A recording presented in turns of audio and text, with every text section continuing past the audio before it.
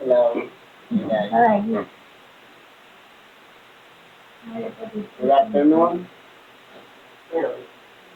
Sa pangalan po ng Dakila ng Kristo, sa mapagpalang hapon sa bawat isa. Tayo magpasalamat sa Diyos sapagkat baka sinasabang si nag-ibay sa uwasa sa labas. Labas niya siya po ay tayo yung bumungad. Ngayon po, andito tayo sa pagdalaw ng ating kapatid. Kung saan bigay tayo ng panalangin at pagbahagi ng sinasagad ng salitaan ng Diyos. Kung saan, ito po ang magbibigay kalakasan, pag-asa, buhay. Kung sa ganon, kumbaga sabi niya, nasa kalagayan na mahina, ito tayo uugot ng lakas, sa kalamasan ng ating pangalit, sa ating dakilang Panginoon. Yan po, ang babasahin ko, itong ayon sa Evangelyo ng San Mateo, Kapitulo 11, versikulo 25 hanggang 30. Sabi po ganito, nang panahong yaon ay sumagot si Jesus at sinabi, ako'y nagpapasalamat sa iyo, O Ama, Panginoon ng langit at ng lupa, na iyong inilihim ang mga bagay na ito sa mga pantas at matatalino at ikinahayag mo sa mga tanggo. Dito po sa unang verse, kung titingnan po natin, medyo malalim yung sinabi ng ating dakilang. Nagpapasalamat siya sa Ama dahil kumbaga may mga bagay na lihim sa mga pantas at matalino, pero bakit ng mga tanggo. Ngayon, i-discover natin po yan. Dahil, kumbaga, nakapagtataka na kung sino pa yung mga walang muwang, mga sanggol, wala pang alam, sila yung napili na pinagpahayagan ng Diyos. Samantalang yung mga pantas at matatalino, pinilihim sa kanila. Ano po ba yun? Supply natin ang another day. Sabi po sa Matthew 21, versikulo 6, at sinabi nila sa kanya, naririnig mo baga ang sinasabi ng mga ito? At sinabi sa kanila ni Jesus, oo, kailanman bagay hindi ninyo nabasa mula sa bibig ng mga sanggol at ng mga sinususo ay iyong nilubos ang pagpupuri. Ibig ko palang sabihin, yung mga sanggol at yung mga sumususo, halos magkaparehas na. Sila po ay nagpupuri sa Diyos. Kung mapapansin natin, ang sanggol, wala po siyang ibang ginagawa. Oras ng pangangailangan dahil hindi pa siya makapagsalita, makapagbigkas ng anumang salita. Hindi naman niya sinatawag yung mama, o papa, o daddy, o mami, o tatay, nanay. Hindi, ano ang iyak ng sanggol? Ano iyak ng sanggol? Bunga. Ngayon, sabi dito sa awit, dugtong ko nila, sa 89:8. O Panginoong Diyos ng mga hukbo, sino ang makapangyarihang gaya mo, upa. Upa. O-H, tapos J-A-S. Upa. Di ba ga? Kung ikaw ang magulang, magsiselos ka sana dahil hindi ka naman tinatawag. Ang una niyang sigaw, kung pag-aralan natin, ano man ang lahi, liti, ang wika, isa lang po ang iyak ng isa. Ikaw man. Kahit Chinese, African, American, Hapon, isa lang po ang iyak ng isa. Yan po yung sinasabi na inilihim sa mga pantas at matatalino dahil kahiya-iya naman sa mga kagaya natin, ng mga matatalino na mga pantas na ang sumigaw ng upa. Pero yun pala ay kapangyarihan para sa kanila. Yun pala yung lihim na pangalan ng Diyos na pinapupurihan ng mga sanggol at mga sumusosok yaong Diyos na Ama natin sa atin. Kaya yan po yung sinasabing ipinagpapasalamat ng ating dakilang Panginoon na inilihim ang mga bagay na ito sa mga pantas at matatalino at ipinahayag sa mga sanggol. Yeah? Kasi no? Nagpatahayag ang Diyos sa mga sanggol. Pinakilala niya ang kanyang dakilang pangalan. Pero sa atin,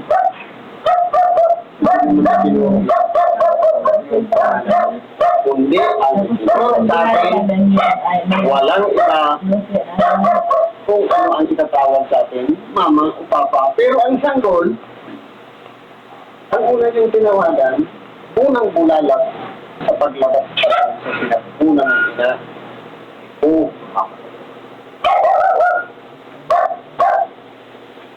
o nga, Ama, sapagkat gayon ang nakalugod sa iyong pangin.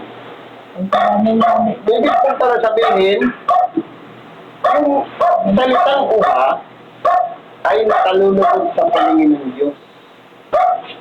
Bakit siya nagpatahayag sa mga sanggol at mga sumusoko? Sila po kasi,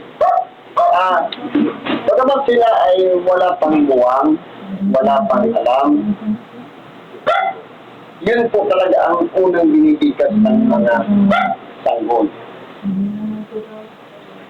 Pero, ito po ang nagtapamalas sa bawat isa sa atin, yung sa ganun maunawaan natin, na meron palang sikreto ang Diyos na inilihim sa atin. Pero kung hindi siguro, nababasa na natin ito sa Bible, pero hindi natin alam yung meaning. Ano ba yung pinagpapasalamat ng ating dakilang Panginoon? Na dito sa Mateo 11:25 na napakahalagang bagay na siguro sa mga ngayon lang nakarinig dito, ito po ang lihim na pangalan ng Diyos. Ngayon, ano bang sabi dito ng ating dakilang Panginoon? Ang lahat ng mga bagay ay ibinigay sa akin ng aking Ama. At sino may hindi nakakakilala sa anak, kundi ang Ama. At sino may hindi nakakakilala sa Ama, kundi ang anak, at yung ibiging pagpahayagan ng anak. Ngayon po, inidetalye natin to. Sabi niya, ang lahat ng mga bagay ay ibinigay sa atin ng Ama. Ano-ano po ba yun? Kapamahalaan, mabuhay sa mga patay, ang mangaral ng Ebanghelyo, magpalatag ng pilay, ang mga bulag makakita, ang mga bingi makarinig, at marami pang bagay. Ang pinakahigit sa lahat yan, yung sinubok sa kanya ng Ama, na iaalay niya ang kanyang buhay alang-alang sa pag-ibig niya sa bawat isa sa atin. Lahat ng yun ay ibinigay ng Ama sa ating dakilang Panginoon. Ngayon, sabi dito, at sino may hindi nakakakilala sa anak kundi ang Ama. Ito po. Kasi kahit ang ating dakilang Panginoon man ang tingin sa kanya ng mga tao, ordinaryo lang na tao, ay sinanganak ng isang babae na ang ama, karpintero, ang luwagi, siyempre karpintero din ang ating dakilang Panginoon. Nilibak siya ng napakaraming mga marunong, escribas, parisiyo, mga matatanda ng bayan. Kaya nangyari sa kanya, yung mga aral niya, kung sino yung nasa mababang kalagayan, yun po ang willing na tumanggap at makinig ng aral. Samantalang yung mga marunong, yung mga matatalino, ini-ignore po ang ating dakilang. Dahil ang sinusundan nila, yung mga escribas at parisiyo. Yung mga aral na kung saan pinapatupad nila yung tungkol sa mga kautosan ni Moises. Na parang nang nangyayari sa panlutang ng ating dakilang Panginoon para sa kanila, parang naging tinik, parang naging balakid sa kanilang plano na parang mauundot ata yung pagpapatupad ng mga kautosan ni Moises. Parang ginawa nilang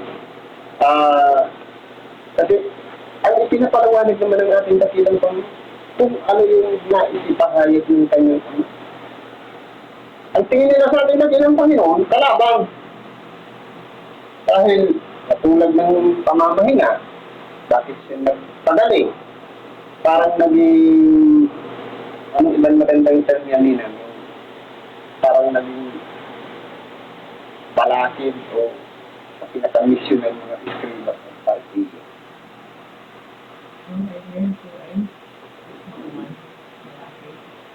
Hindi, parang yung parang yun ang tingin nila, kalaban talaga. Dahil nga, ang ipinapatupad nila, yung ayon sa mga kautosan ng Moises. Sabi dito, ang nakakakilala lang sa Ama, yung anak, at ang nakakakilala rin sa anak, yung Ama. At maswerte, dito sa sinasabi, at yaong ibiging pagpahayagan ng anak. Na hindi na tayo nangailangan ng isang bagay na katutupan o example o mga sinakailangan pa natin ganasin para tayo ay sumampalataya sa ating dakilang Panginoon.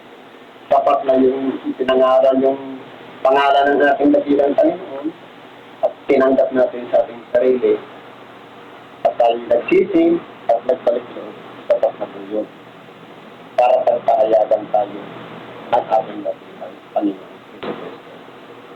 Sabi sa 28, magsiparito sa akin kayong lahat na nangapapagal at nangabibigat ang lubha at kayo'y aking papagpapahingahin. Siguro naman, dahil nga nasa kalagayan tayong tao, kung tayo po'y, sabi nga, magsisiatan lang sa buhay na ito, tayo na ang pinakakahabang. Ibig sabihin, inaasahan lang natin yung katalin natin ngayon hanggang bukas at kung ano yung panangailangan natin sa pang-araw-araw hanggang doon lang tayo na ang pinakakahabang. Ano ang dapat na malaman natin? Sabi nga, lumapit tayo sa ating dakilang Panginoon, lahat wala pong isintin ng nangapapagal. Saan tayo napapagod na? Sa pagdurusa, sa mga kahiratan, sa pag-aakati, sa karamdaman, sa buhay. Marami pa sana tayong gustong gawin, pero yung katawan natin bagsak na. Kasama po yan sa mga inaanyayahan ng ating dakilang Panginoon na lumapit sa Kanya yaong mga nangapapagal at mga bibigat ng lupa. Ibig sabihin, hindi tayo nalapit kay God, sis, hindi sa ating dakilang Panginoon. Sabi niya, tayo'y ating dapat hinahin. Ibig sabihin, may offer ang ating dakilang Panginoon na kapayapaan, katiwatayan, tayo po ang makikinabang niya. Kasi kung halimbawa, problemado na tayo, marami tayo tayong plano, pero hindi natin magawa, isusurrender natin yan kay Lord. Hindi na natin iisipin. Pakinggan natin yung kanyang mga aral, yung pinatawag sa salita ng Diyos, mararamdaman po natin ang kapahinahan ng ating mga tao. Kasi po marami nang dumabagabag dyan. Kapalalo sa pag-iisip ng kung ano-ano mga gusto natin gawin, hindi natin nagagawa. Pero kapag isinurrender natin kay Lord, at ipinagkatiwala natin, sabi nga, tanggapin natin yung kalagalan natin, mararamdaman po natin ang kapahinahan ng ating nag-iisang kaluluwa. Pero kasi sinabi dito, pasanin ninyo ang aking pamatok at bataran kayo sa akin. Anong pamatok sa Bicol? Patay. Patalon. Patay. Tantong. Pasanin ninyo ang aking pamatok. Lahat tayo ay ino-opera ng pamatok ng ating dakilang. Ano po yan? Yung kanyang mga kautusan. Kautusan ni Kristo. Yung ang tawag ng pamatok. At mag-aral kayo sa atin. Isa lang naman ang kautusan. Pag-ibig.